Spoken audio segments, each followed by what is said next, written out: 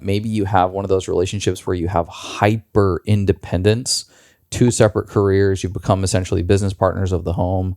And the best thing you could do is just spend more quality time together.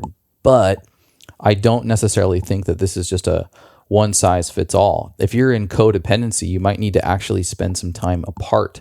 So I think it's important for us, no matter what the duration is, to focus on the quality. Be present with your partner. Put your fucking phone down.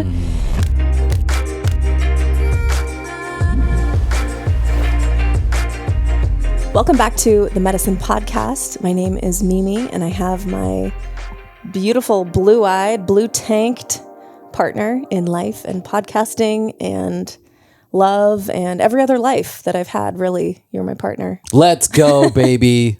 Let's go. We're back. We're back under the red hat. Welcome to the Medicin Podcast. This is Chase. We are under the red hat. We're jumping into some questions today. It's a conversation around questions. And we've had this idea, if you've heard of this recent technological breakthrough that is ChatGPT, I'm sure you have. We have been talking about what it would be like to interact with this thing in kind of the relationship domain. And so what we have done is we have asked ChatGPT this incredibly impressive and I don't know about wise, I'm not going to use the term wise, but informative tool for learning and understanding some questions around relationships, specifically today, what it thinks the top 5 most important pieces of relationship advice are and how to implement them. Yeah. And so we've got his I made it a male, I guess. I guess that's me projecting. We've got its responses, and they're interesting. So I'll leave it at that. Yeah. We'll get into it, but it's interesting. Yeah. If you've heard of ChatGPT, there's a lot of buzz around it. People are, asking it all sorts of different questions. It's basically, a vault of information that has been accumulated by artificial intelligence,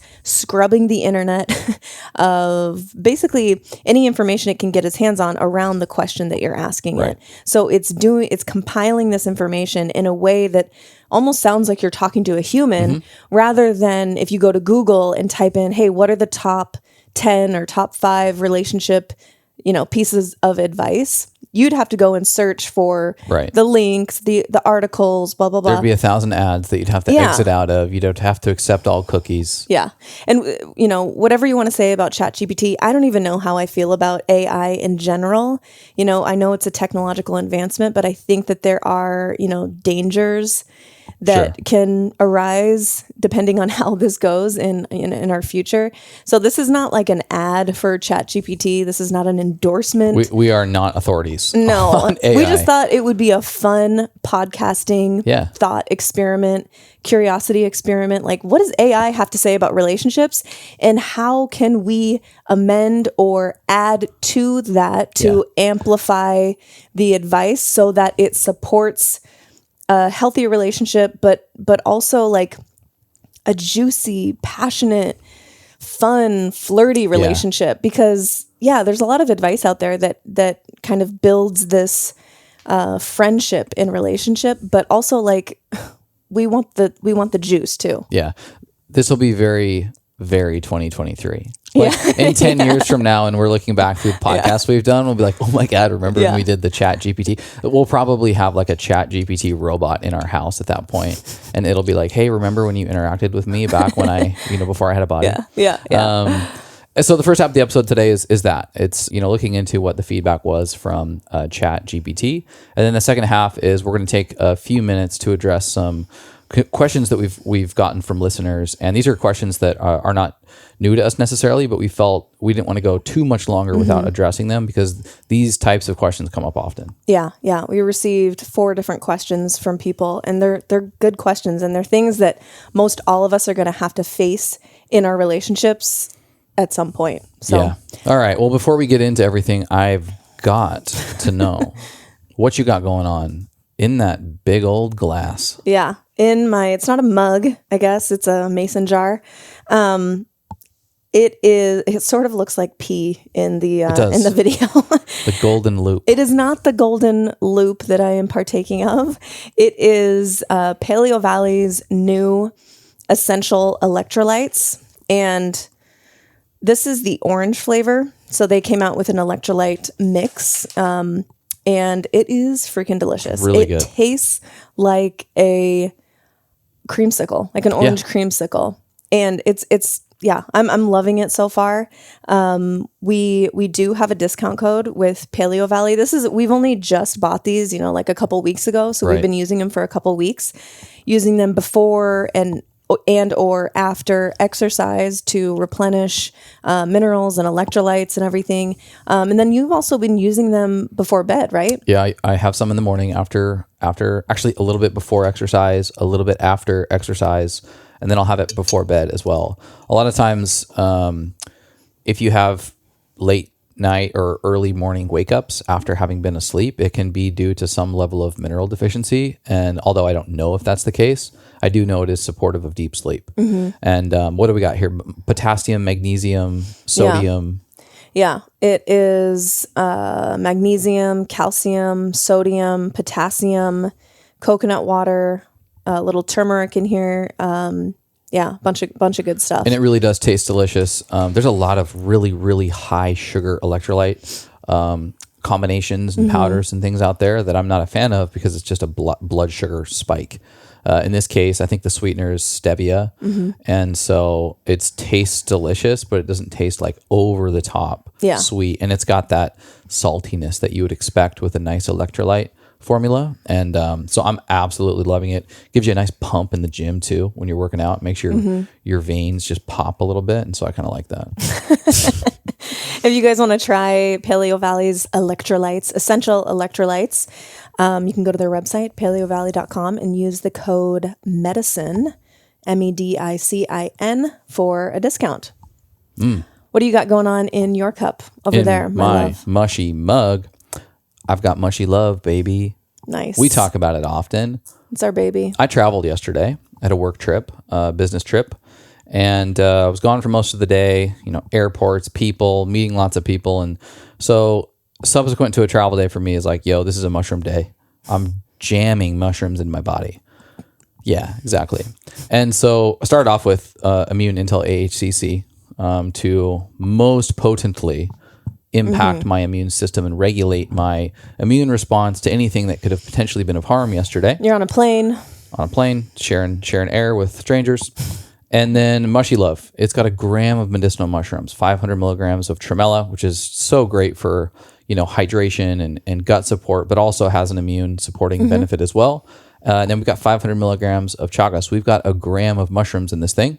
And chaga is similarly really, really supportive of immune function, but also digestion, skin health, hair health, and health. When we've combined this 1 gram of mushrooms with some of the other ingredients in Mushy Love that include cinnamon, coconut milk powder, elm bark, it has this really delicious cinnamon roll type taste to it. And so I have one of these at least every afternoon. There's no caffeine in it, so it makes it feel like I'm having something like a treat without all of the sugar and other bullshit.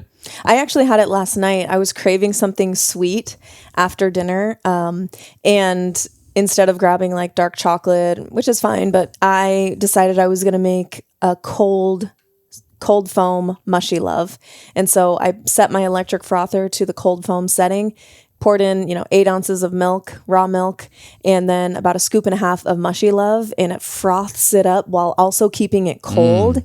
It is, when it's cold, it actually, instead of a cinnamon roll, it tastes like liquid graham crackers. Yeah. I don't know what this like black magic is that we were able to put in there, because that wasn't necessarily our intention. No, the intention was for it to be a creamy, frothy, like warm or hot drink. And it's so damn good cold. It is so good. I actually enjoy it more cold than I do warm, which I also enjoy it warm too. But if you're looking for a little nightcap that's not going to like throw you for a loop or like dive into like, an unhealthy dessert or whatever, it definitely quenches the little, I need a little sweetness after dinner. Definitely. If you guys want to check out Mushy Love or Immune Intel AHCC, which is the most potent immune product that I've ever heard of and ever tried in my life, you can go to themedicin.com, and we actually have both products now on themedicin.com. You can get Mushy Love at getmushylove.com as well. And if you use the code Medicin, you will get a discount. I think it's 10% off. Yeah. So check those out. You can go to our Squarespace site now, which is at themedicin.com, and you can find both there if you want less keystrokes. But that's what's going on in my cup. All right, cool. You want to jump into the meat? Yeah. So what the specific question that I posed to ChatGPT, I got to say it slow, so I say it fast. I just like jumble my words. Yeah. I said, yo, chat. You're on a first name basis. Yeah, we text. What are the top 5 pieces of relationship advice, and how should one implement them? So we're going to be going through 5 of these. I'm going to like literally be reading Chat's reply, and then you and I are going to give our commentary. Yeah. And here's the thing. If you're expecting us to give you our top 5, I don't know if I have a top 5 because it's such an organic process. It cycles. And I think relationship to relationship, it's different. I think year to year or season to season, it's going to be different. And so I don't love the world of like top 5, top 10, here are the 5 things. Yeah. And so that's kind of the disclaimer on all of this is I don't really have a top 5. If you and I and maybe somebody else sat down and had dinner, we could probably have a fun discussion around what they are currently. But for the sake of this conversation, which I hope is evergreen because it'll be a podcast, I don't really want to get locked into a top 5. Rather, I would like to hear from Chat, take what sounds roughly aligned with how we look at relationship health, and either add, edit, or just validate the fact that what it has to say is worthwhile. Yeah. Yep. Totally. So that's what we're doing. And my little amendment comment would be, yes, the relationship advice that Chat gave us is, all of them are valuable pieces of information for any relationship or any, friendship even. Right. And so, but the way that I act with you is different than the way that I act with my best girlfriend, even though all of the same elements need to be there, respect and all of these things. And so how can we amend these pieces of advice from Chat to support a really juicy relationship, like I said, like an actual romantic partnership, not just a friendship. Right. So how does that differentiate? Yeah. All right. Number 1. Go for it. Piece of relationship advice and how to implement it is communication. Communication is key. Effective communication is the foundation of a healthy relationship. This means being open, honest, and vulnerable with your partner about your thoughts, feelings, and needs. How to implement? Schedule regular check-ins with your partner to discuss how your relationship is going. Be sure to actively listen to your partner and communicate your own thoughts and feelings in a clear and respectful manner. So this is the first answer that Chat gave us. Which is actually quite wild. Like, I don't really have much to say on this one. It's a bit vague, and each one of these replies you'll hear is a bit vague. It's kind of like when someone's like, how to lose weight, and the response are like 2 ways that'll make you lose weight immediately. And you're like, oh my God, what could it be? The secret. And you click on it and it's like, move your body more and stop eating so much. Like, those are the 2 answers. Like, it's relatively vague and clear, but spot on. And actually what stood out to me is the advocacy for checking in with your significant other, which is something we talk about all the time. We use that exact term. And so I kind of had this expectation that its reply, keep calling it a he. Oh, Jesus. I mean, the advice that Chat gives is sort of masculine. Yeah. Yeah.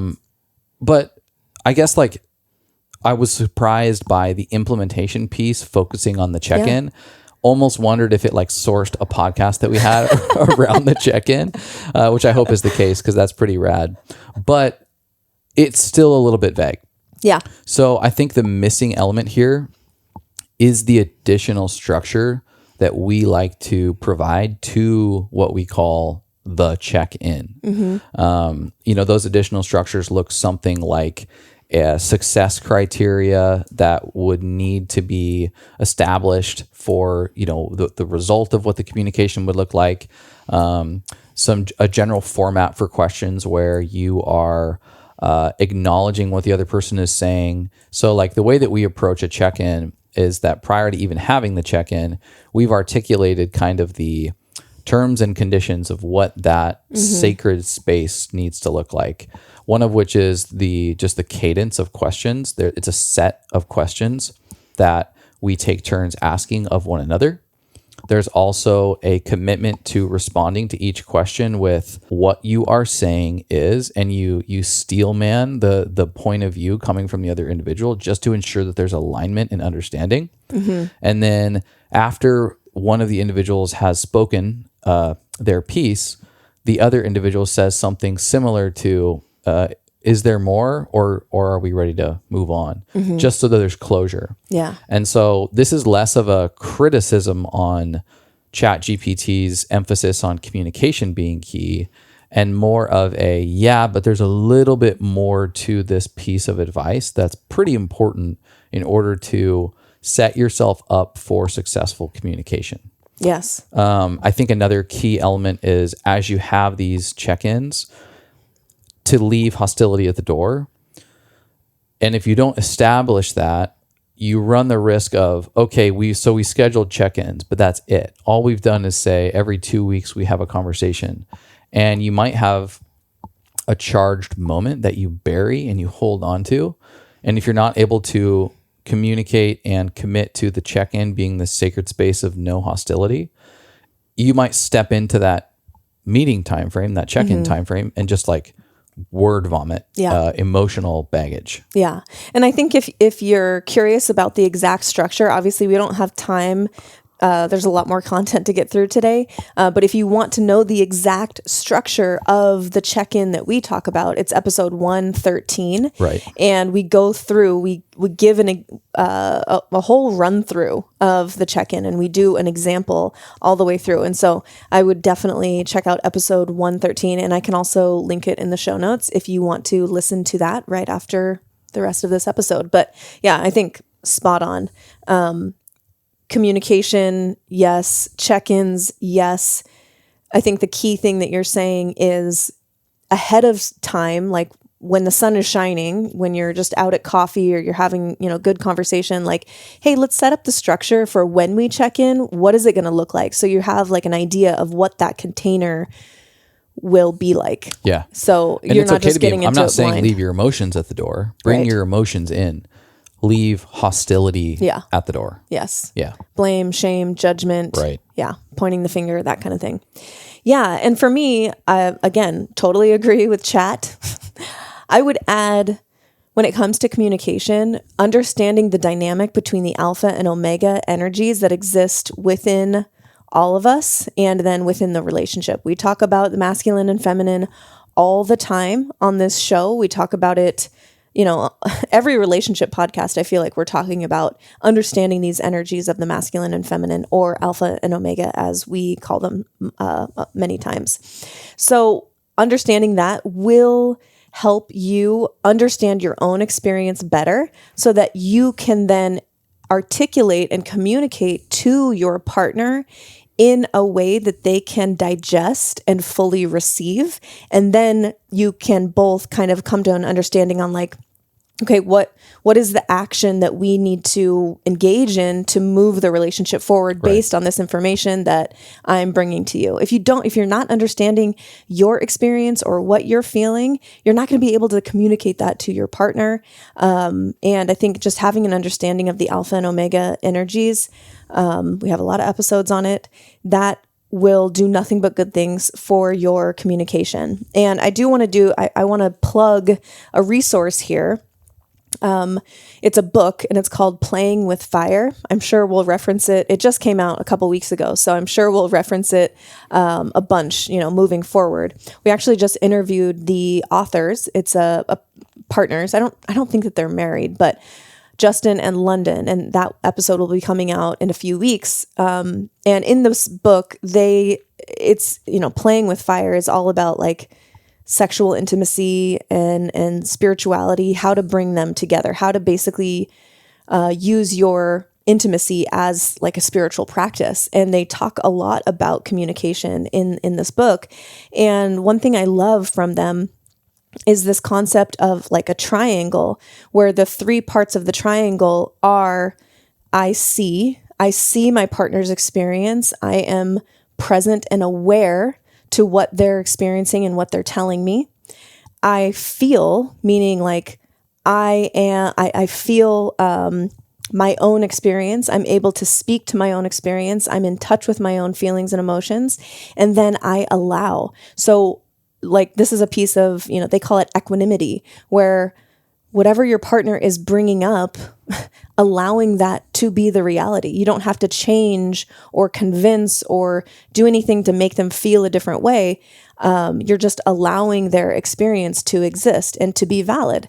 And so to have this, threesome of I see, I feel, I allow, I think this is really supportive of effective communication that then supports a juicy relationship as you move more into the polarity of the alpha and omega. If you don't have that lower triangle of I see, I feel, I allow, when you get into those polarized moments of alpha and omega, it might not land. It might not work. It might feel, it might even feel toxic. So I think that this, that book, if that sounds interesting to you guys, definitely check out that book. And obviously we will have much more on that in a few weeks when, that episode with them comes out. But overall, yeah, totally agree with Chat on this one. Number 2, ChatGPT's second piece of advice for relationships and how to implement: establish trust. Trust is vital for a strong and lasting relationship. This means keeping your promises, being reliable, being transparent with your partner. How to implement: be honest and transparent with your partner about your actions and intentions. If you make a mistake, own up to it and take steps to rebuild trust. Again, this is like, it's nice. Yeah. Great. Yeah. Sounds good. Totally agree. It's like politicians where you're like, that sounds good. Yeah. Sounds good. Sounds fine. But I want to pick this apart a little bit on this one.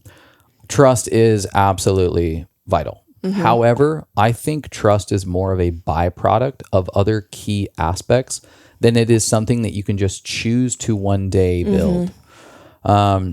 Your house, for instance, isn't a home right after you buy it. It becomes a home after you pour love into it, after you create memory inside of it consistently. Mm-hmm. You take care of it. There's this building of momentum as it pertains to what it takes to be considered home. And I think trust is the same way. Trust is felt.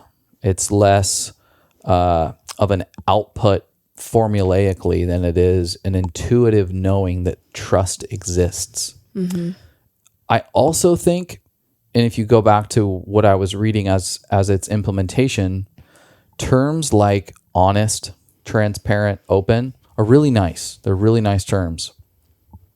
But they are some of the slipperiest pieces of relationship advice because they can be hijacked and used as justification and rationalization of shitty behavior, and more specifically, shitty communication, just because it is quote unquote transparent or honest, authentic, where it's like, yo, girl, I just got to be transparent with you right now. I just got to be myself right now. I'm not attracted to you, but I really think you're nice. It's like that kind of bullshit. Yeah. It's like saying like, with all due respect. Yeah. And then you say something that's like horribly offensive. It's like, you don't just get to say whatever you want just because you said with all due respect. Or it's just not my truth. Yeah. It's your truth, but it's not my truth. And that kind of stuff drives me. Monogamy is not my truth. Yeah, it's not my truth. And whatever, that's fine. I like trust. I really do. I think it's like critically important, but it's kind of cheap just to say like, hey, you guys need to start trusting. Yeah. Just start trusting each other. Yeah. And building trust. Again, vague. Yeah. So I prefer trust in the sense that there's a trust that each individual in the relationship is committed to showing up as the best versions of themselves and providing feedback as to when they or their partner is not showing up as that, and taking some level of radical responsibility to continue that process of evaluating whether or not my behavior is in alignment with the highest dream of the relationship. Yeah, totally. You know, something we talked about with Jason Picard originally was that when you engage into committed partnership or relationship, it doesn't even have to be marriage, it can just be a serious dating relationship. There is a highest potential. What can be called the highest dream of that entity that you've created that we call the relationship. And if you can articulate and meditate upon to really get to a point where iterating what it means to be in the best version of your relationship, which includes the best version of yourself in a lot of ways, you can then hold yourself accountable and check in with whether or not you're on that trajectory. And that's what I mean here with trust. Trust is then the inevitable feeling after some momentum is created, some consistency is created in that high dream, that each one of you can feel a trust between the other when you are on track, or even when you are not, that there is a level of communication or re-enrollment back with what that trajectory looks like. Yeah. Yep. Totally. Couldn't agree more. I think for me, if trust is a diamond, we're turning the diamond and looking at a different facet or a different like perspective of trust. And so what I wanted to speak to was, yes, trust is it's critical for a relationship to flourish. But I think some people think of trust as just being faithful to your partner. Like, can I trust my partner to not cheat on me? But there's another aspect to trust, which is how we treat each other in the day-to-day interactions and engagement of the relationship, which is all the time, and these big concepts of, can I trust my partner to be faithful? That's not happening every day, all the time. Like, you actually build trust in the small actions. And so, yes, Chase trusts me that if I get a sketchy DM from some random dude on Instagram that I'm not going to engage or encourage or act on that. Yes. But also I build trust with Chase by showing myself to be a safe place for him to share his experience with me, whatever that looks like. Another example, how we build trust with each other is by not highlighting each other's weaknesses in front of friends for a laugh, by not degrading each other so we can feel more powerful in the relationship. It's not just about staying faithful to your partner. It's about establishing yourself as a safe place for your partner to be fully themselves. Yeah. And that happens in the minutia of a relationship. So I think that that's a really, important aspect of building trust is the day-to-day interactions and how am I cultivating and showing, proving, establishing myself as a safe haven for you. Yeah, it starts in the little things too. It's like anything else.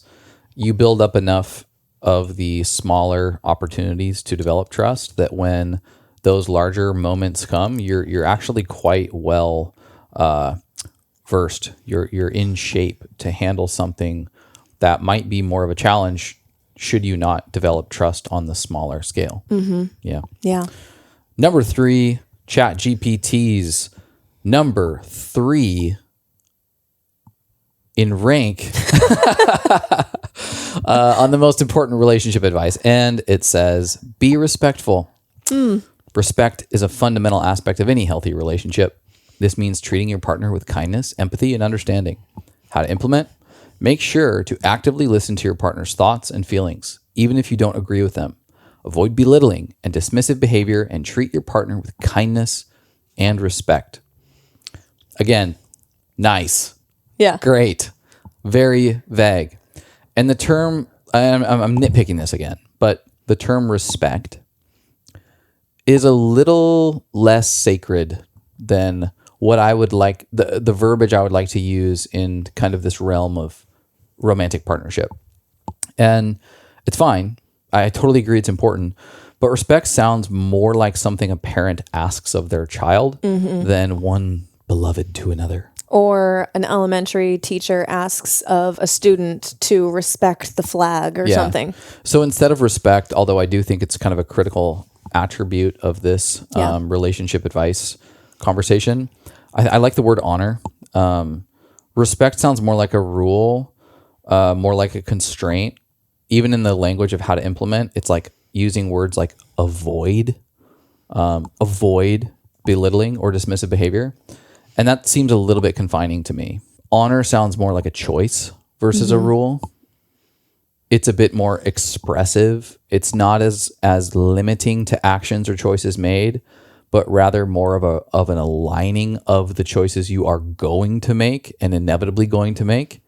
So it's picking nits a little bit, but I like the idea of honoring what we talked about in the highest dream or the highest potential of the relationship, more so than respecting it like it's the flag. To respect the flag is to salute or put your hand over your heart, right? If you're talking about kind of this American respect.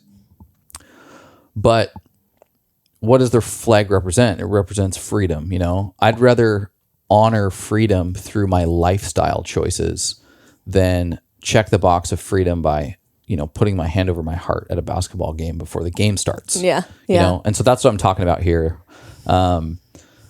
I better respect the rules of the relationship versus I'm choosing through my actions to honor what I know to be sacred in this relationship. Yeah. And I've said this before, but you know, a woman whose husband is abusive, you know, he can demand respect from her and she can like go through the motions of like, yes, okay, I respect you. I respect you. That's different than admiration. Right. She respects him, but she doesn't admire him, you know? And so I think respect is a very like blanket statement. And then we can actually be more specific and precise with our words to reflect a truly healthy and fulfilling relationship, which is what you brought up, honor. And I think that that's a great term. I think I agree with all of that. I would add that the respect or the honoring of your partner is not just for their partner's sake and just for the sake of like being nice for being nice. It's actually for the sake of the third entity that exists. You are one entity. I am the second entity, and the conscious love that we create is the third entity. Yeah. So when it's honestly like, it sounds sort of woo or esoteric, but just go with me that if we're in a moment where we're disconnected or we're not seeing eye to eye and we all have ego and pride or judgment come up for us, in that moment, you don't really feel very respectful of your partner. You might not. They might have said something that hurt your feelings. But if I am honoring and respectful of the third entity that is our conscious love that we create, I'm going to maybe carry myself differently through our conversation than if I was just, you know, respecting you only or just doing it for your sake. So this is where I think respect actually transforms into reverence. I have reverence. I worship our bond, our relationship, our love that we create together. Our sexual bond. Also that. I worship it. I revere it. I don't just, you know, respect it. Right. So it gives this flavor of like reverence for the thing rather than like a salute to the flag flavor of respect. Salute to the Mushroom of Life logo that is the medicine. Love it. Yeah, I totally aligned. Very, very well put. Thank you. Number 4. Spend quality time together. Spending quality time together is essential for maintaining a strong emotional connection. How to implement: set aside time each week to spend quality time with your partner. This can be anything from a date night to a relaxing evening at home together. You know, we talk a lot about how we carve out time in our life to ensure that we spend quality time together. We have what we call Thursday, where 99% of Thursdays we're taking time out of our work day to actually go date each other. We go to coffee, we walk the beach. We do fun adventure, you know, moments where even last week on a weekday, we went out to a movie and try to keep novelty in the equation a lot. So I totally agree with this. Quality time is huge, but it's specifically huge for our relationship because that is my primary love language, is quality time. And I know it's one that's really high up there for you. And so when it comes to just all relationship advice, generically, I mean, yes and no. Quality time may be critical for you. If that's your love language, maybe you've got a long distance relationship and quality time is actually just this vital nutrient that you need to lean into. Maybe you have one of those relationships where you have hyper independence, 2 separate careers, you've become essentially business partners of the home, and the best thing you could do is just spend more quality time together.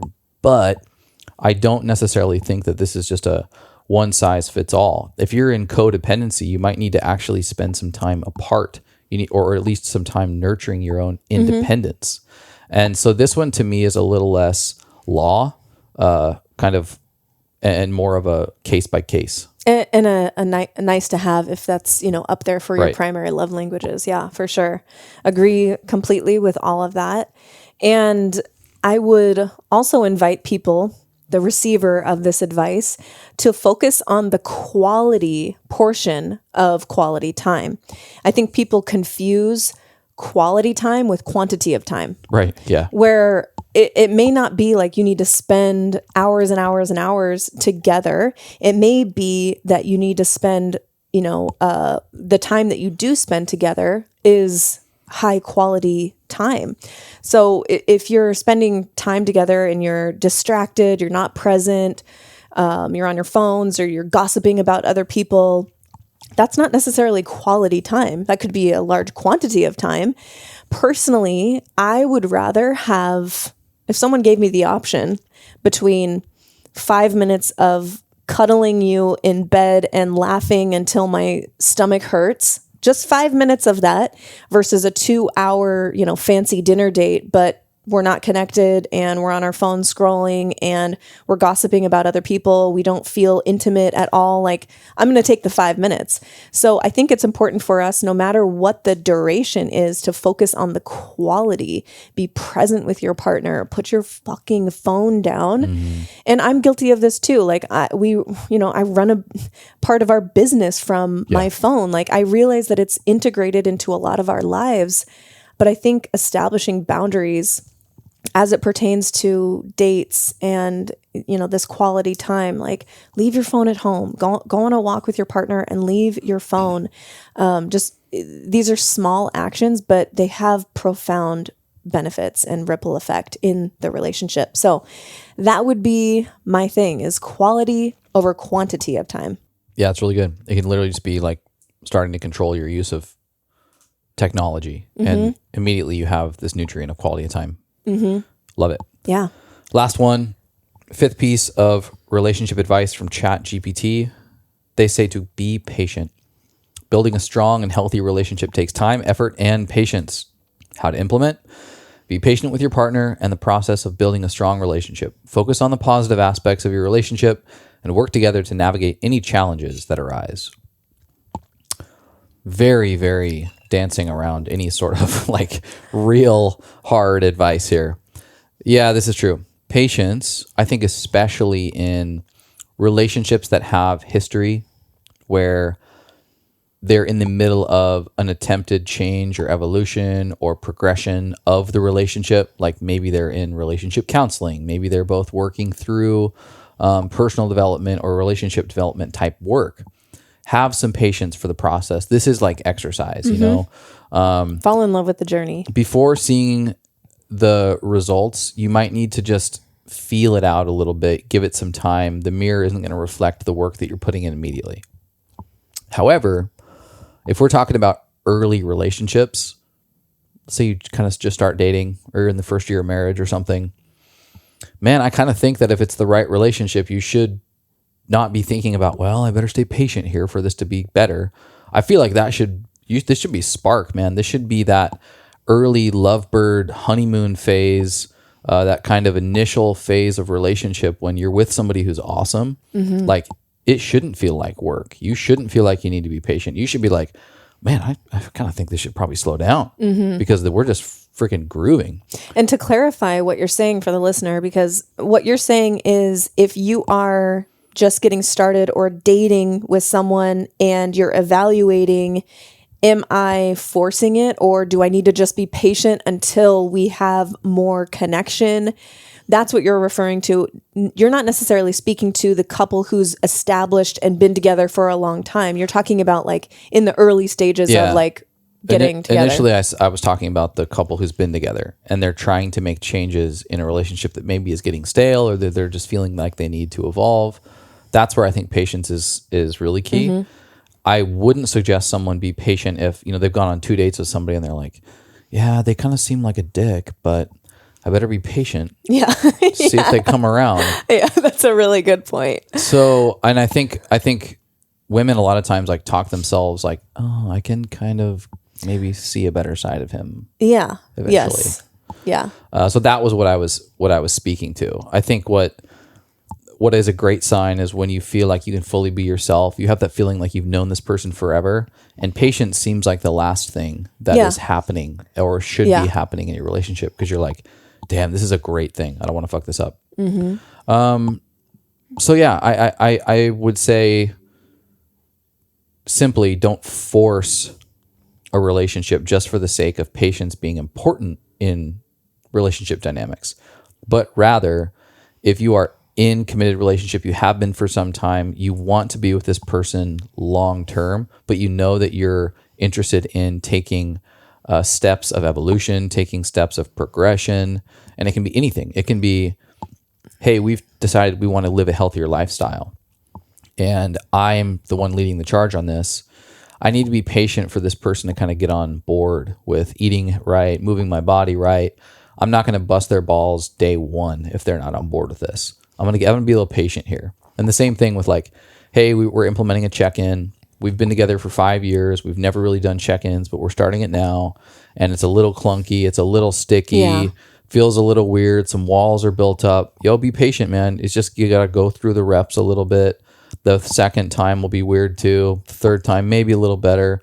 And then I would say though, if you're like fucking 25 times into the check-in and it's still feeling bad, that should be a sign. That's good feedback. And I wouldn't, in that case, patience has probably run its course and it's time to evaluate moving on. Or get a professional, get help from a professional, like Figs O'Sullivan, couples therapist. Yeah, no doubt. Okay, so what I would add here, of course, patience is necessary for every relationship, and honestly, just being a human.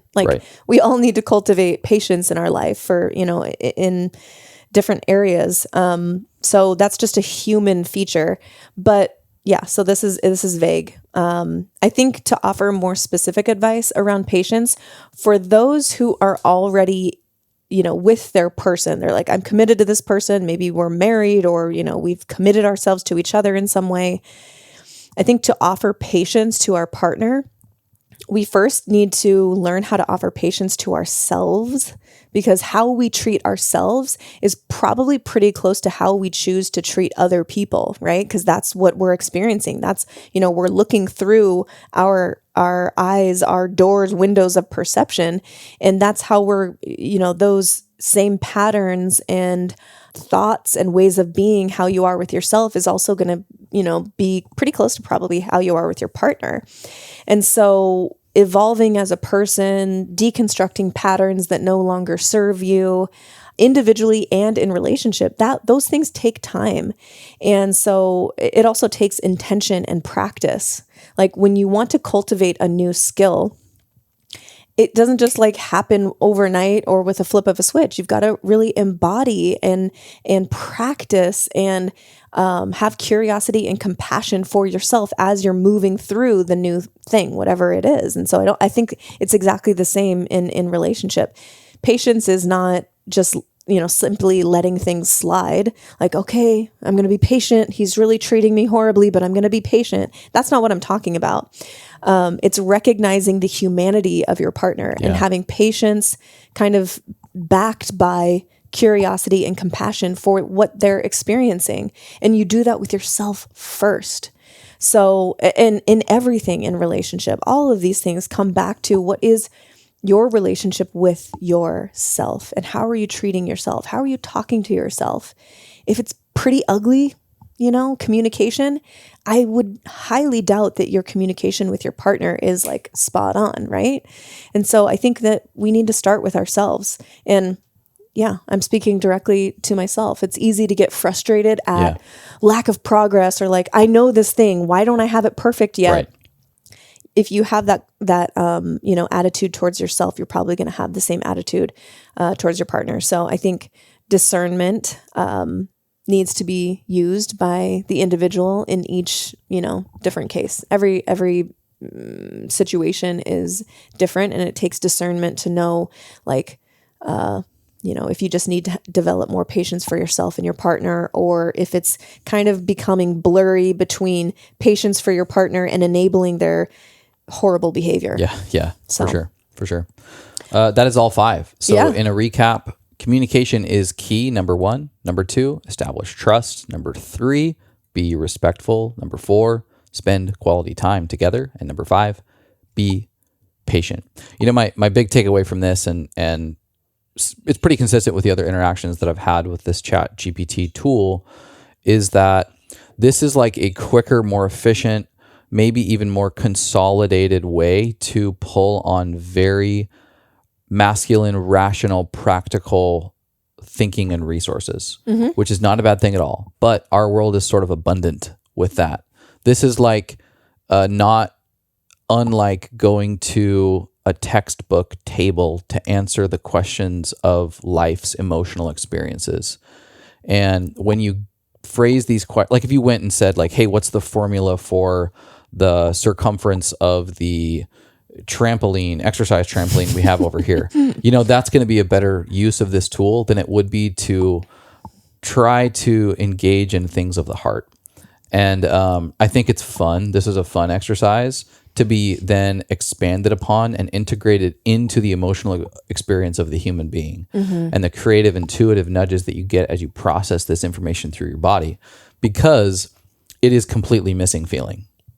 And so when it comes to the use of this tool, I think it'd be fun to continue this exercise through a couple different domains as well. Maybe it's health, maybe it's fitness and nutrition, and we should do this again with like health. Yeah, if you guys like this by the way, let us know, and we'll continue the ideation as it pertains to what other things we can do, or give us some ideas, because this was kind of fun. Yeah. But that would be my one general like comment, is that this is cold. It's like, even though it's talking about love, it's like ice cold. It's like it's kind of like, it's just vanilla, totally vanilla and vague, but fun nonetheless. Very fun. All right. So before we jump into some of the questions from listeners, I do want to mention a few housekeeping items. If you're loving the show, if you listen to the show and you're loving it, it would mean just a ton if you subscribed to the podcast. You can do that on Apple or Spotify. And then subscribe to the YouTube channel. We launched YouTube like a couple months ago now at this point, and really looking to grow that channel. We have shorts as well. So give us a subscribe, comment on the videos if you love them. But that just means a ton to us. Yeah, it does. And as always, if you rate and review the podcast, which you can do on Apple or Spotify, we like to do giveaways for anybody that leaves a review. So if you leave a review, you can send it to us. I think it's the medicinpodcast@gmail.com. And we'll send a nice goodie your way. But it means a ton if you guys just give us feedback, subscribe or follow, share the episodes on social media. Very, very helpful to us. Yeah. Just before you push submit, take a screenshot and send it to the medicinpodcast@gmail.com and with your shipping address, and we will send you some goodies. All right. So what we're going to do here, I have a long DM from a follower and listener of the podcast, and she is seeking our help with her relationship right now. And I was going back and forth with her, and it's a complex topic. And so I asked her permission, can I speak about this on the podcast with Chase, and we can get into more of the depths of the complexity around it, because it is hard to answer these types of questions with typing in a DM format. So what I'm going to do is I'm going to read her question aloud. I'm keeping this anonymous, of course, and then we'll go into dialogue on what we think. She says, "Hi, I've been listening to your podcast for a while now and really enjoy and appreciate listening to you and Chase. I'm struggling in my relationship and have been for a while. There's nothing inherently wrong or toxic. It's just been an accumulation of so many little things over 2 years. We've grown up and changed a lot together and apart. There's good qualities about him and our relationship that I'm having such a hard time letting go of. We had a really deep, vulnerable talk about me leaving the relationship, and there was a lot of realizations he made, and he handled it with such love and grace. It makes me hold on to the tiny bit of hope that we can mend our relationship and come back stronger. But I feel like we have to separate first. I'm confused and hurt and look up to you and Chase so much when it comes to this realm. Are there any books or resources you'd recommend for finding clarity on when to quit or try harder?" So again, I engaged and I sent her a few messages. I'm not going to read mine because we'll go into that. But then she did offer more context, more information. So I just want to get that out here. So I asked her permission to share this on the podcast, and she said, "Okay, yeah, for the podcast, I'd love to hear your guys' thoughts on when you can't tell the difference between your mind and your heart. When you can't clearly identify what your intuition is saying. I feel like in my heart, I know to leave, but my head won't let go of all of his positive qualities and the potential. It doesn't want to accept that it's over. Not to mention that there's a lot of ties and messiness in splitting up, and I have nowhere to go. My business is based out of our kitchen, animals, etc.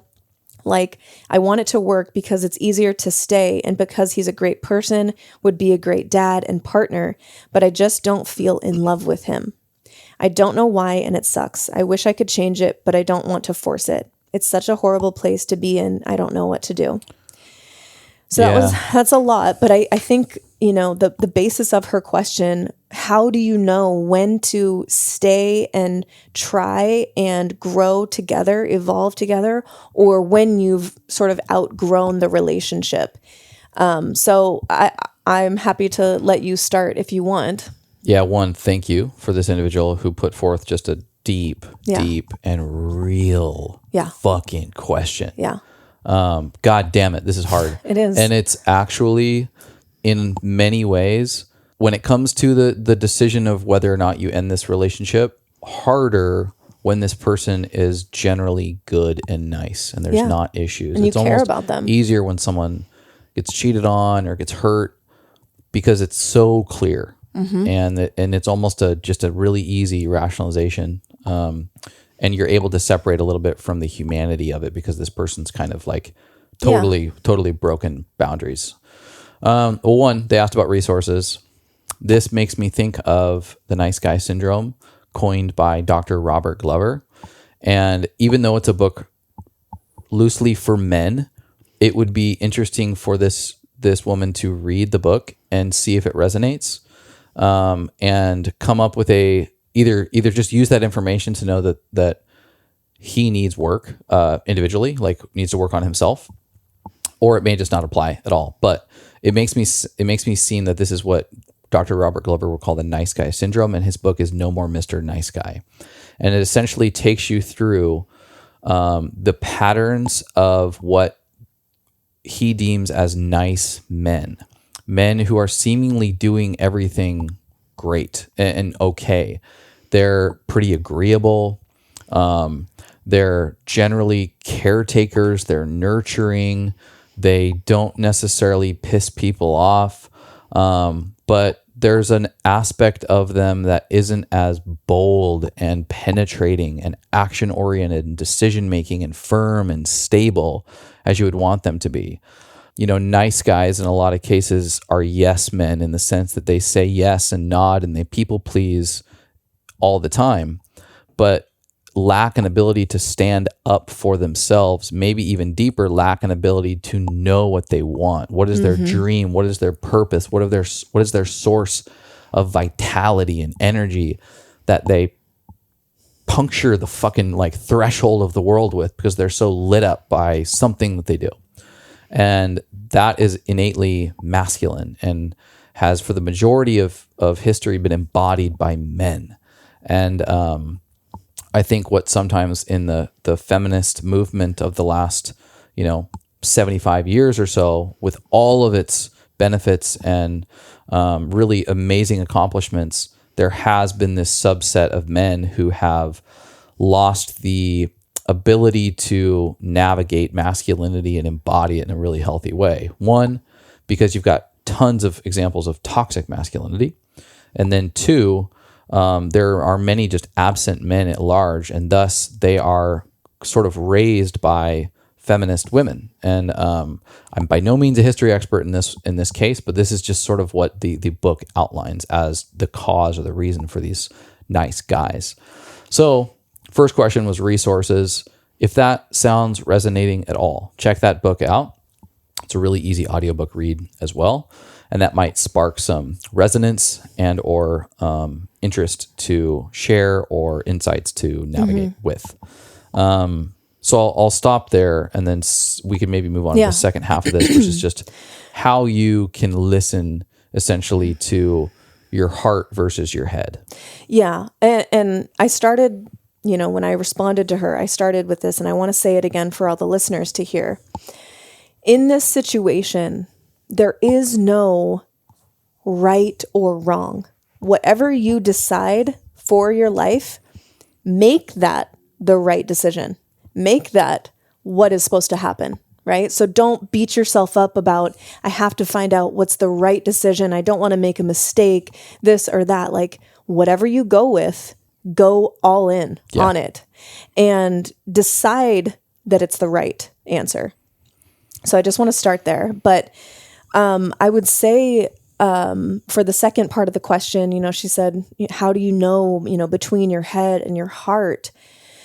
I think she's having a really hard time because there's a lot of logistics involved. They live together. They have animals together. Her business is out of their kitchen. Like, there's real life things to consider. And so that can cloud any message that comes in from the intuition that's more gut related, like not gut health, but like I'm having a gut feeling, or like I'm, when I get still and I just listen to my heart, this is what feels right for me. She literally says that I feel like in my heart, I know that it's time to move on, or at least separate and figure out what I want, but my head gets in the way. So, and this is where I don't think that any book is going to actually be able to give you the answer, because I think that only you have access to these answers inside of you. Only you are going to be able to understand what your intuition is telling you. I can't tell you what your intuition is saying. I can tell that it's telling you something. So I would, start with a question for yourself. If nothing changes in our relationship, in our dynamic at all, if nothing changes in 6 months, how will I feel? If nothing changes in a year, how will I feel? If nothing changes and say they get married in 5 years, how will you feel? And one of the sort of like red flags that's coming up for me in her language, her message to me, is that she says, I don't feel like I'm in love with him. It sounds like she, on paper, they're probably a good match. They do well together. If she was writing out his good qualities, maybe her mom would be able to look at that and be like, yes, that's the exact kind of partner that I want for my daughter. He's considerate, he's kind, he's this, he's that, of course. But there are intangibles, there are immaterial things that you can't always name. You can't always write down how you feel with a person, right? You can't force yourself to be in love with someone. And so I think that I'm not going to tell her what to do, like, yes, you should break up and do this, or, no, stick with it, because again, that is up to you. It's a big decision, and it needs to come from inside you. But I think that this is a good question to reflect on. And it comes down to also, like, what do you want to create with your relationship? I, looked at this girl's page. She is beautiful and feminine and, very clearly like embodying her femininity. And she looks like she has a lot of depth just from what I see from her page and how she carries herself. And so it could be that she is feeling like her partner currently doesn't necessarily have the tools or have the innate ability to match her in depth. And so she also shared in our exchange, like, sexual connection and intimacy and all of that is a little like lackluster. And so that's kind of where I'm getting the feeling that, like, if you're feeling like you need to convince yourself to love this person because he would be a good dad, yes, you can do that. And he probably would be a great dad. But I personally, I want to be fucking on fire for my person. Like, when I think of them, my whole body, when I think of you, my whole body swells with admiration and getting graphic here. My insides just like swell with admiration and love. There's no question in my mind. I'm so in love with you. That's what I want to experience in a relationship. Yeah. Some people, that might not be that important. They might want more of a friend or a companion. Yeah. So, and you're saying all that, but that wasn't the case at one point. Like, we obviously divorced and split up. And so, like, the point is, like, it's okay to have these moments. Totally. Who knows where things will go. But I think if you're feeling something that strongly, and even using the verbiage of, I don't know if I love this person, that's a pretty good indication. Moving into how to tell the difference between your head and your heart. I've thought about this so much, and both in relationships, but also in, my occupation when I've worked for different companies. I worked for a big firm and I was making great money, and on paper it was everything, but it just wasn't lighting me up at all. And one of the things that I've and I ultimately left, abandoned all rationale, huge pay cut, startup environment, tons of risk, and totally paid off, changed my life. And I have learned in the last few years, especially working with Paul Chek, how to listen to your intuition and develop this familiarity with what that sounds like. And so I'll just share with my experience as to when a thought or an idea comes into my mind and how it feels in my body, and whether or not I know that feeling is coming from a place of intuition or a place of maybe like overthinking, or which a lot of times sounds like fear or a susceptibility to stay in the comfort zone, or even worse, shame and guilt. And so when I think of a thought, let's say it's whether or not I should leave this job and go elsewhere, usually I feel an energetic rising in my body. It might even feel nervous, but it is an energetic rise. And to me, that is a yes in my body. Mm-hmm. A lot of times, if it's risky enough, that's accompanied by a little nerves. It kind of feels like you're going up the top of a roller coaster, that first hill on the roller coaster. But usually when I've decided to lean into that and make that decision, on the other side of it is absolute breakthrough. Mm-hmm. When it feels like, when I pose that question, should I leave my job? And then I think about staying, for instance, or but I might lose all my money. My head starts to put these little slivers of fear inside of myself. And usually I feel the energy sinking. So it's a sinking feeling. A lot of times you end up feeling it like in your gut, mm-hmm. like that gut instinct, which is heavy. It's more dense.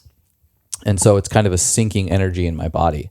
And so I would encourage this individual to, not just with the big question of should I stay or should I go, but even kind of like mindfully walking through what it would look like to have some of these difficult conversations. And if you're getting this sinking feeling, maybe that's the sort of situation you don't want to find yourself in, but framing it in a way, just trying on different situations and different conversations and just evaluating the response that your body is giving you. And you can also kind of like get comfortable with these sort of like energetic responses that your body's giving you by using situations that are nothing to do with the one at hand. So think back on a memory that's made you happy, but it gave you a little bit of nerves to go partake, and just kind of meditate on that moment and get familiar with what your body felt like. That's a good indication of something that was overriding that little feeling of nerves, and finding a breakthrough on the other side. So like when I left Deloitte and I went to Organifi, I remember what that feels like in my body. And when that starts to show up for me in life at large, I'm usually like, oh, I should do this. Mm-hmm. I felt it when we got an opportunity to go to Burning Man. It kind of like gave me a little bit of nerves. This is way outside my comfort zone.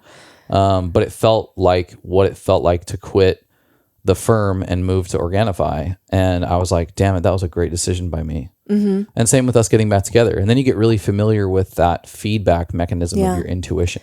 Yeah, I like that. Almost using it as a reference point for your current situation. So to this individual, think back on when you did follow your intuition, regardless of what your head was saying, because, we've all had those instances, whether they're small or big, regardless of what your head is saying. Because if you tune into your intuition, higher self, soul, whatever you want to call it, the information that you get might not be / probably won't be very convenient. Right. It could, like, your soul doesn't give a shit about logistics or what's convenient for you. It's answering for, the highest good of who you are and what you want to create, what you want to experience. And so, and she knows this, like I can tell just in her language, she knows that she's like playing a little back and forth with herself. But it might not be easy. It was not easy for us energetically. It was easy because I knew that I wanted to be with you when we got back together. But logistically, I had to pack my whole life into my Jeep, drive down and, walk into my ex-husband's condo and take, external feedback from people, like judgment, whatever you want to call it. It wasn't convenient for me at all, or you. But I knew that that's what my soul was telling me. So I hope that helps in some way. I think major takeaways, check out the book that Chase mentioned, Nice Guy Syndrome. No More Mr. Nice Guy. No More Mr. Robert Nice Glover. Guy. See if that helps. And the last, resource that I want to give too is this book, again, Playing with Fire would be a really great resource, because what your intuition might be telling you also, and I don't know, you have to tune in and see for yourself. It could be that your intuition is nudging you to really communicate in a clear way to your partner what you want to experience in relationship. Mm-hmm. He might not even know what you want to experience. If you want to experience more passion and more sexual intimacy, or you want to go to a tantra class together or whatever, he might not even know. Yeah. And so this book, Playing with Fire, would be a really great resource if that's the next step for you guys, if that's what you're deciding that your intuition is telling you. Yeah, I want to go deeper. I want to go deeper into our relationship and both of us cultivate these skills of the alpha and omega so that we can have fire, so that we can play with fire together. For sure. So that's another resource. But again, I think the question, I'm going to end on this. If nothing changes in 6 months, how will I feel? If nothing changes in 2 years, how will I feel? Really get still and put yourself in that reality, because if you're just responding only to the stuff in your head, the logistics, the messy stuff that's annoying, you're just kicking the can down the road. Mm-hmm. And this is going to be something that your future self will have to deal with as well. But there might be a kid involved. You might have marriage. You might have bought a house together. And now it's 5 years down the road and you're still having the same message from your intuition. Yep. So that's something to think about. For sure. Hope that helps. Great question. Great question. And so I wanted to bring up the other questions, and these ones are not as in depth, so they'll go a little quicker. This person, again, keeping it anonymous, they say, one partner working on self-improvement and the other refuses to do self-work. How to approach? Yeah, we've gotten this question a ton. And I think it's just really important to keep readdressing because it's very, very relevant. And I think the usual response that we have to this is patience. Embody the things that you are learning before you preach it to your significant other, especially if this is the feminine speaking to the masculine. The masculine innately tends to numb and narrow their vision and aren't as interested in what's outside of that tunnel vision because maybe they're really focused on a particular goal that has nothing to do with personal or self-development. Okay, I'm just using an example. That could be the story that they're telling themselves. Right. But prior to even articulating, if you can show signs of this work being of benefit to you in the way that you show up in the relationship, a good partner who is paying attention will say, whoa, what have you been doing? Like that book you've been reading, you're changing the way that you show up in the way that we communicate. Like you're just using different language. Whoa, like what's going on? That's the door of opportunity to then share what you're working on and ask for them to partake, that you would love it if they partook. If you're embodying and you're truly showing up and they're not noticing, I do think it's appropriate after some time to, in the form of a check-in or in the form of some other sacred conversational space, to bring up the fact that it is very, very important to you deeply and felt that individually and then together in the relationship that there are steps towards evolving and growing together. And that is not to be a you conversation as much as it is a, this is my experience, this is what I'm feeling, this is a core value for me. And if we are going to be in a relationship like this, it is nothing but of utmost importance that we are able to partake in this together, at least to some degree. Yeah, 100% agree with everything you just said. I think before your first point, there's something that they can also do that may be beneficial to kind of create a wedge for curiosity about what they're learning and how they're growing. So, for example, if they started a new coaching program, whatever, I'm just making this up. If Dude Girl started in a new life coaching program and she's really working on herself, she wants to improve, she wants to, raise her level of consciousness, and Dude Guy is like not interested whatsoever. He's focused on other things, or she can explain to him in the beginning of why she's doing this and what's lighting her up about it, and then request, like, I would love to be able to just like share with you what I'm learning. Yeah. It would really cement for me, like, I'm really working on these aspects of myself, and I think it would be beneficial for me if I was able to kind of let you in and share with you. That's all I need. I would love just your support in me doing this thing. When you come at it that way, then they kind of have the ability to kind of like be on alert for it and to look for the ways that you're changing. If you don't have that conversation and you've just really dived into self-development, spiritual evolution, whatever it is, and a year's gone by and your partner hasn't changed hardly at all, well, you don't know what their lessons and their life experience is meant to be like. Their lessons could be completely different than yours and on a completely different timeline than yours. So I don't think that that's fair to necessarily say like they're not doing the work at the same time that I'm doing it, so that means that it's not good.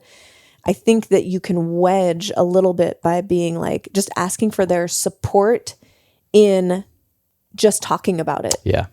So that would be the only thing that I would add there. Yeah, I love that. Yeah. Okay, next question here. Husband is more of a sedentary introvert. I'm an active extrovert. Help. Yeah, this is really good. And I like this because I've thought about this kind of a lot as I'm an introvert. There is a difference between being antisocial and introverted, because being social and having human connection, I think, is a human nutrient for most individuals. To have some sort of social outlet and interaction is actually really, really important for one to be healthy. So regardless of whether you're introverted or not, a core value of many relationships could and arguably should be health. And underneath that would be the social health attribute of being able to interact with other human beings. So that is different than being just introverted. Antisocial is different than being introverted. Introverted is where do you find rest? Where do you find yourself re-energizing, recharging? And that is typically done when you're introverted with yourself or with tribe or with a small group of people. Like I feel I'm an introvert, and when I have 2 or 3 weeks in a row of highly extroverted activities where we are around a ton of people and I'm talking in public places a lot, or interacting or listening in public places a lot, maybe with strangers, maybe with some friends, I absolutely feel a draw to home or to an environment with like family or very close friends. I don't have to be alone, but I need to be resting. And usually what that means is it's with tribe and or family and or just myself. Or just me. Or just, that's what I mean. You're like, just you.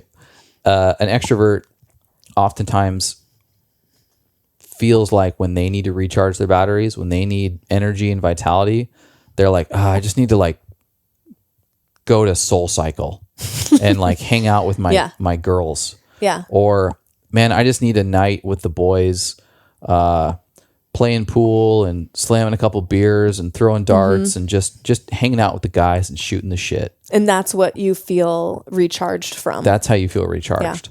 Yeah. And I think it's a social endeavor, but more importantly, it's like, where do you find your source of energy when it comes to the introverted versus extroverted? So to that, I would say that set some time to have a conversation around what social activities can kind of meet the needs of both, because there may be social settings that provide the social health nutrient that are more introverted in nature, but still have people associated with them. So you can kind of scratch the itch of the introvert because they're comfortable and it's a restful environment. Maybe it's at home or at somebody else's home. And you can also scratch the itch of the extrovert who kind of likes the energy of people in a particular environment. And so maybe you can kind of get a little best of both worlds. I think there's also an opportunity for compromise, which is, I've articulated to you and you're not like highly extroverted either. So it works out pretty well for us, but it'll be like, hey, I don't know if I can do like Friday, Saturday, Sunday social activities. I need one day, one night on a weekend to recharge my batteries, even if it means we have no idea what we're watching on Netflix and we spend, 55 minutes looking for a decent show to watch and, hitting the bag. That's still restful to me. Yeah. And so I've communicated that, and then it allows for more opportunity to be like, hey, well, last night we did, Netflix and chill. Let's go hit up so-and-so's house or party or barbecue or whatever. And I think just being able to communicate where and when you put yourself a little bit outside of your comfort zone is really important. Yeah. And I think with this especially, there's nothing wrong with either of them, right? But it can be just as frustrating as if your partner is doing something wrong. The fact that he is an introvert and using her words, sedentary, there's nothing inherently wrong with that. It's just a difference, but it can almost feel like your partner's doing something wrong because it's so different than your experience and what you want to be a part of. So I think that they're, speaking to compromise, what is your partner into? Like, have a conversation around what interests your partner. What are they into? What are their hobbies? Maybe he's super into cars and you can blend the two worlds. So like maybe there's a car show in town and you invite another couple. That way you're getting the extroverted experience and he's, excited to go because he wants to see, the cars at the car show. Like, this is just a kind of a silly example, but there is a way where I think that you can blend the two. Like, what are his hobbies, his interests? Like, what does he like to do? What does he love to do? Maybe, I don't know. And this is where it's like, we're lacking a lot of information. So we're doing a lot of like putting the pieces together and guessing and speculation. But I would guess that he has some interests. What are those? How can you be creative and make them social, but still keep him interested because it's a hobby of his? Right. So, obviously if we were talking to this person, we would ask them a bunch of questions and get more information. But I think that that's a way that you can, blend the two. And then also piggybacking on you, on what you said, if you know, hey, there's this event that I want to go to, like maybe you give him a lot of notice on something. Yeah. I know huge for both of us. Oh, if we have, huge. Yeah. If we have, and it's just respectful too, because you don't always know where your partner is at and what they're desiring to do. Like if they've been looking forward to the weekend to just chill, and then on Friday morning you say, oh, by the way, we're going out to dinner tonight. I just signed us up for, whatever. And it's like, oh man, I was really looking forward to a night at home. Yeah. I need to rest from my work week. Yep. I think that giving as much notice as possible, like, hey, in a month, so-and-so is planning this. Of course, you can't always do that, with spontaneous events. But as much as you can, try to give him notice. I would love to go to this event. I think it would be really fun for us. What it would provide for me is X, Y, Z. I would love you to be there with me. And let them respond with, how interested they are in that. And don't make it a demand, but give them enough time to really yeah, I could do that with you. Yeah. And if it's important to you, that sounds great. And then ask them, what would you need from me to make this a yes from you? And maybe his answer is, well, I need the next 2 weekends after that to be nothing. Right. And so you have to go back and forth a little bit, bounce the ball back and forth, and, look for compromise where you can. No doubt. Yeah. Love that. Good questions. Okay. We have one more. We got one more. This is a fun one though. Oh, fun. Tips for just the tips. Just the tips. Tips for fun activities and getting to know each other when it's fresh and new. Oh, fun. Yeah. I have... Let me go back to being 15 years old. Yeah, right, because that's when we got together. I would say, right off the bat, do active things. So go hiking together. Go rock climbing together. Do something where you're using your bodies and there's a way to interact and be physical. Mm-hmm. And I think that adds a lot of fun to a date rather than just going out to lunch and staring at each other from across the table.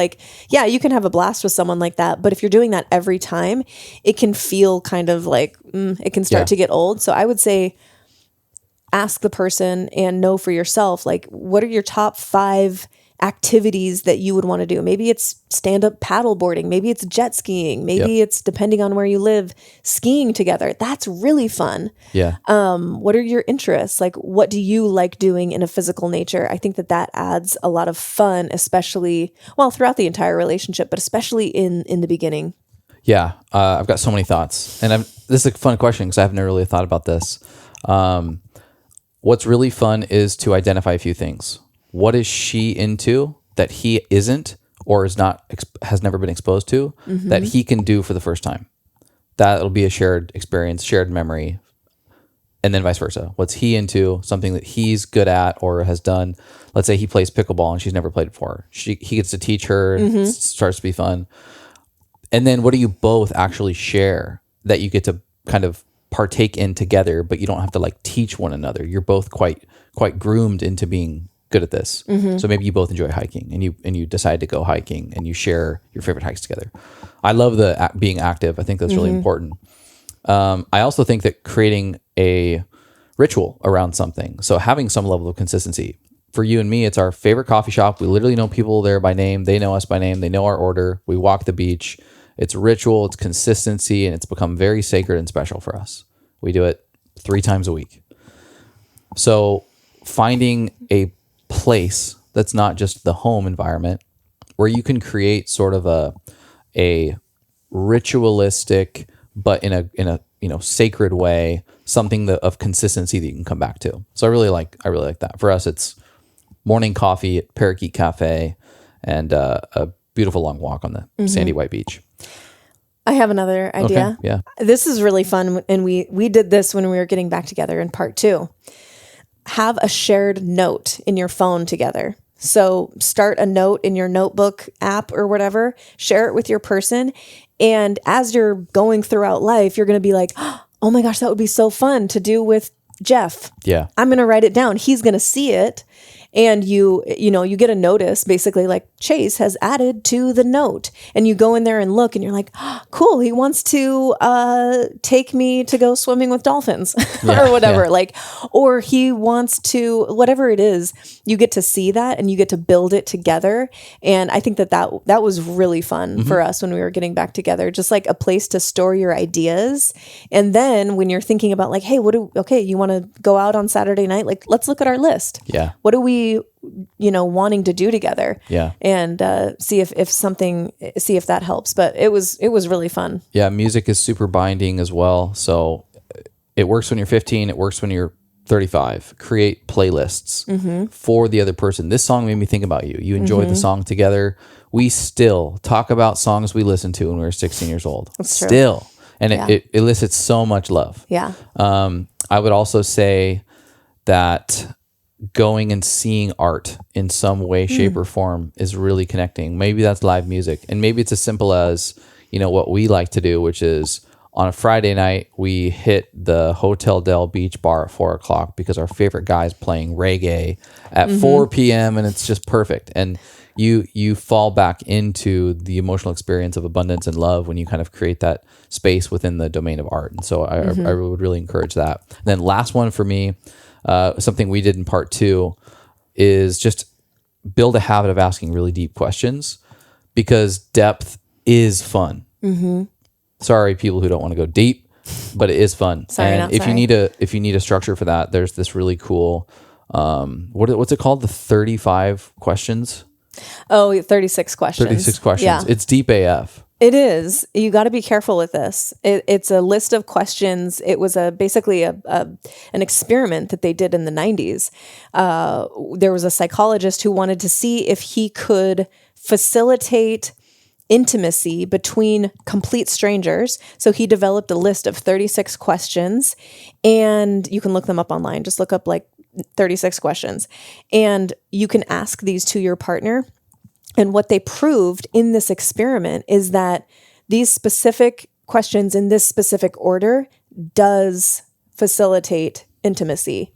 Great. It's super fun, but I will say, be careful who you do this with. If you're very, very early on in your relationship, and maybe the individual is not actually, if they're not actually an emotionally deep person or intellectually deep person, and they use these questions, it can make you feel as if they are more aligned with you than they actually are. So just be careful who you do this with. But if you are all in on this person, you love this person, you're really excited about them.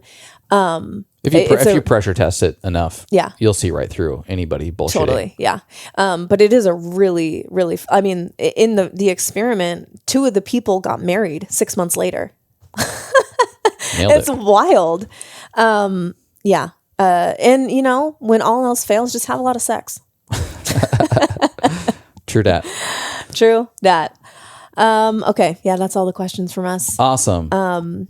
Before we go though, I want to know, my love, what is your medicine today? Oh, my medicine, just so awesome. I have been a long time and one of the earliest adopters of Qualia Mind from Neurohacker.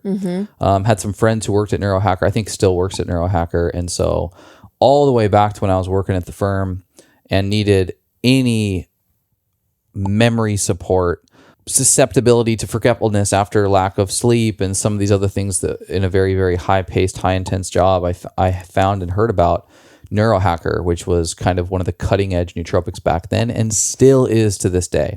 I've been using Neurohacker off and on for probably 6 or 7 years at this point. And they've really, really got this formula dialed in. What's fun now is that they're literally sponsoring the show. And when they reached out, it was a no-brainer because I've been using them for a long time. Know the people who work there. I've also recommended this product to too many people to count and have had an overwhelming, like text messages being like, bro, I just had a pitch. I just pitched this, friends in sales, and I nailed it. Just so like pulling on my database of memory so easily. So yesterday I mentioned that I had a business trip and For me, these are few and far between now at this point, despite the fact that that's literally how I built my my career was on an airplane. But I had to go buy a freaking blazer and had to wear slacks. And it was a very intense day, long hours and hours of conversation that was quite charged. But I took Qualia Mind yesterday and I was so effing dialed in but calm. I wasn't like agitated or irritable or buzzed. It was a very calming energy. It's got, I think, like 28 of the most research-backed nootropic ingredients combined into one supplement. And there's a caffeine version because there is a little bit of caffeine in it, and there's a non-caffeine version. So I actually mix. It's 7 capsules. I take 3 of the caffeinated and 4 of the non-caffeinated. So I'm not overly stimulated. But man, recall, memory, very dialed in. My articulation was as good as it ever is. And then there's all these benefits for long-term mental health, brain health. And so I'm really, really excited to actually be partnering with these guys because this is a product I've advocated for just because I love the product for a long, long time. So that's my medicine. I haven't taken it today, but I took it yesterday. You can take it about 5 days on, 2 days off. And it's actually, you get kind of a momentum. So if you take it 3 or 4 days in a row, it's actually more efficacious. It's cumulative. It's cumulative. Yeah. And so it's been really, really fun to get back on the Qualia Mind train the last month or so. If you guys want to check out Neurohacker, the code is THEMEDICIN. So THEMEDICIN. And that will give you a hefty discount. They're doing, this deal is crazy. They're taking $100 off your first order. Yeah. So your first bottle is $39, that's nuts. and it's a huge bottle. Huge. And so I am on Qualia Mind right now. I took it before, about an hour before we started podcasting. I took 3 of the caffeinated, 3 of the non-caffeinated. And yeah, it makes such a difference. It's not just for podcasting. It's just for life. Right. It's energy, focus, and attention. So, and recall. Like you have less time like searching for words, basically. I love it. Absolutely. A total fan. And I try to take it before every single podcast now. Yeah. And interview that we do. Wildly helpful. So yeah, check out the Medicin discount code for a hefty discount. Check the show notes for the direct link. What about you? What is your medicine today? Besides our intimate connection, which is my answer a lot of times, I will say right before we started recording, I heard a voice memo from my friend Christina, who is a huge fan of Immune Intel AHCC. She's a naturopathic doctor and she recommends it to a ton of her patients, and it's like changed a lot of their lives. Anyways, she's a fan of it for herself and she's got her family on it now. And her dad, she just said that, there was like an HVAC guy, like a heating and air conditioning guy, like working at their house. And the guy was telling her dad about like, oh yeah, and I got some sinus issues and I got some, gunk and stuff going on. I'm trying to figure out. And the dad, he is so lit up by Immune Intel AHCC. He was telling the guy, he was like, hey, Christina, can you write down the website and can you, write down your discount code for him? And he was singing its praises because for him, AHCC completely cleared up his sinus issues. Wow. And it's like been night and day for him. They had COVID and their experience was like a walk in the park. Damn. And so it was just like really cute to hear like, Dad, thanks, Dad. Yeah. Spreading the good news Word of mouth AHCC. is powerful. Yeah, it is. Yeah, that was my medicine. Love that. All right, you guys, thanks for hanging with us today. Share this episode if you liked it. Review. Comment on YouTube. We love to see it. It absolutely lights us up. And we will talk to you next time. Go spread some light. Okay, bye. Bye. Thank you so much for listening. If you enjoyed that, check out right over here for some more fun clips. Oh, and you're going to want to subscribe. Bye.